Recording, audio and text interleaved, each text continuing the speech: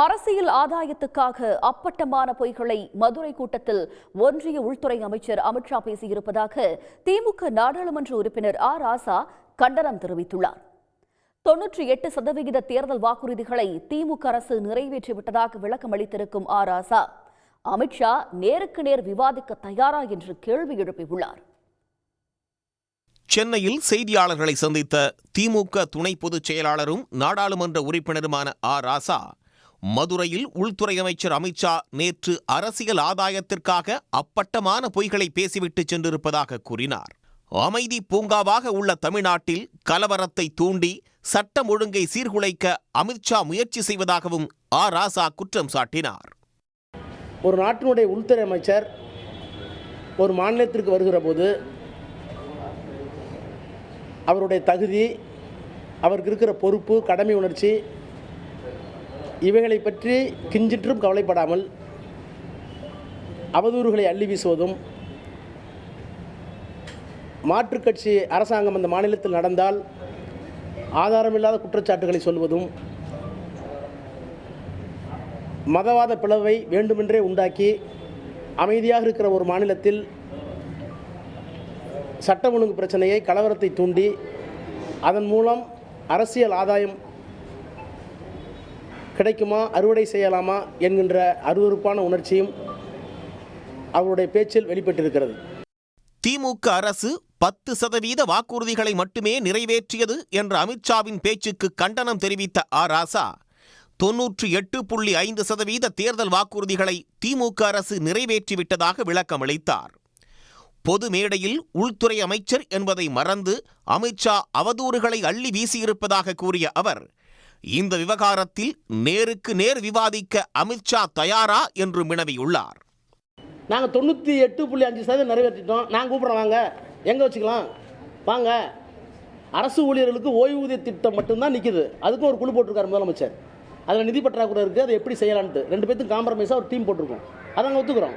அதை தவிர மீது என்ன செய்யலை, சொல்லாதையும் செஞ்சுருக்கோம். நான் கூப்பிட்றேன் அவரை, அவர் கூப்பிட வேணாம், நான் கூப்பிட்றேன், வாங்க அமித்ஷா அவர்களே வாங்க, நான் தயார். டெல்லியில், சென்னையில், புவனேஸ்வரில், ஆனால் தயவு பண்ணி ஹிந்தியில் பேசாதீங்க, வாங்க.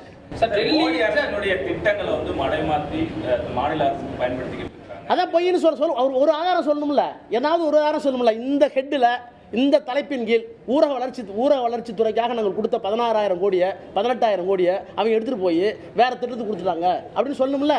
நீங்கள் கொடுக்க வேண்டிய எய்ம்ஸ்க்கான என்ன தவம் இருக்குமே மதுரையில். நீங்கள் வந்து டெல்லியில், மகாராஷ்டிராவில், ஹரியானாவில் பிஜேபி வந்து ஆட்சி அமைக்குன்னு சொல்கிறாங்கல்ல, ஈவன் வெஸ்ட் பெங்காலில் கூட அமைக்கணும்னு சொல்கிறாங்கல்ல, அதை பற்றி எங்களுக்கு கவலை. ஏன்னா இதுக்கு மாற்று சித்தாந்தம், எதிர் சித்தாந்தம் அவங்கள்ட்ட இல்லை.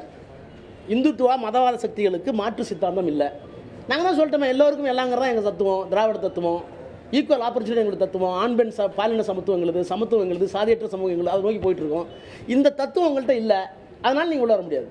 இந்த தத்துவத்தை காப்பாற்றுற ஒரு தனிப்பெரும் தலைவராக எங்களுடைய முதலமைச்சர் இன்றைக்கும் இருக்கிறார்.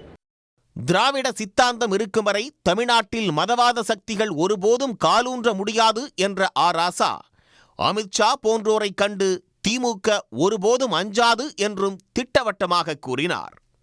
சார், நாங்கள் அமித்ஷாவையும் மோடியும் பார்த்து பயப்படல. அவங்கெல்லாம் எங்களை ஆற்றால் சாதாரண ஆளுங்க. அவர்களுக்கு பின்னால் இருக்கிற அரசியல் தத்துவம் எல்லா இடத்துலையும் படையெடுத்து ஜெயிக்குது. ஏன் இங்கே ஜெயிக்க முடியல? எங்கள்கிட்ட அந்த சித்தாந்தத்துக்கு மாற்று சித்தாந்தம் எங்கள்கிட்ட இருக்குது. அந்த சித்தாந்தம் இங்கே வர முடியாது. ஸோ திராவிட இயக்க சித்தாந்தம் இருக்கிற வரை அவர்களால் இங்கே காலூன்ற முடியாது. ஆகவே நாங்கள் டெல்லி அல்ல, நாங்கள் மகாராஷ்டிரா அல்ல, நாங்கள் ஹரியானா அல்ல, நாங்கள் தமிழ்நாடு, நாங்கள் திராவிடம், இங்கே வர முடியாது. அப்பட்டமான பொய், அருவருப்பான வஞ்சகம், பிளவுபடுத்தும் சூது, அப்பட்டமான பொய், வஞ்சகம். என்ன, ஏன் டீலிமிட்டேஷன் பேச மாட்டேங்கிறீங்க? பார்லிமெண்ட்டில் நாங்கள் கேட்குறோம், எந்த அடிப்படையில் டீலிமிட்டேஷன் வருது? இல்லை, எங்களுக்கு அந்த மாதிரி எண்ணமே இல்லை என்று சொன்னால் ஏன் வந்து 880 சீட்டை வச்சு பார்லிமெண்ட்டை கட்டினீங்க? ஏன் அந்த வந்து கட்டடத்தை திறக்கும் போது பிரதமர் வந்து மாதிரி டீலிமிட்டேஷன் வந்துச்சுனாக்கா 800க்கு மேலே எம்பிகள் வருவார்கள், அதற்காக தான் நான் கட்டினேன் அப்படின்னு சொன்னது உண்மையா பொய்யா? அமித்ஷா சொன்னாரா இல்லையா? அப்போ உங்கள் நோக்கம் வந்து டீலிமிட்டேஷன் வந்ததுக்கு பிறகு 800க்கு மேற்பட்ட எம்பிகள் வந்துருவாங்க. எந்த அடிப்படையில்? மக்கள் தொகை அடிப்படையில். அது தமிழ்நாட்டை வஞ்சிக்கும், அது தென்னகத்தை வஞ்சிக்கும். இன்னும் சொல்ல போனால் தென் மாநிலங்கள் இல்லாமலேயே எந்த ஒரு மசோதாவையும், எந்த ஒரு அரசியல் சட்ட திருத்தத்தையும் அவர்களால் கொண்டு வர முடியும் என்பதுதான் அங்களுக்கு உள்ள இருக்க சூது. அந்த சூதியை முறியடிச்சிருக்கிற ஒரே தலைவர் எங்களுடைய மாண்பு முத்துவேல் கருணாநிதி ஸ்டாலின்ங்கிற மாமனிதர் தான். இதை டெல்லி வரைக்கும் ஒப்புக்கிறாங்க. நீங்கள் மட்டும் இல்லைன்னா நேரம் வந்து டீலிமிட்டேஷன் வந்து முடிச்சிருப்பாங்கிறாங்க. தமிழ்நாட்டுக்கு முந்தைய ஆட்சியை விட அதிக நிதி ஒதுக்கி இருப்பதாக அமித்ஷா கூறியதிலும் உண்மை இல்லை என்றும் ராசா தெரிவித்தார். தமிழ்நாட்டில் கூட்டணி ஆட்சி அமைப்போம் என்ற அமித்ஷா பேச்சு குறித்து அதிமுக பொதுச் செயலாளர் எடப்பாடி பழனிசாமி தான் பதில் சொல்ல வேண்டும் என்றும் ராசா கூறியுள்ளார். உடனுக்குடன் செய்திகளை தெரிந்து கொள்ள சன் நியூஸ் பெல் ஐகானை கிளிக் பண்ணுங்க.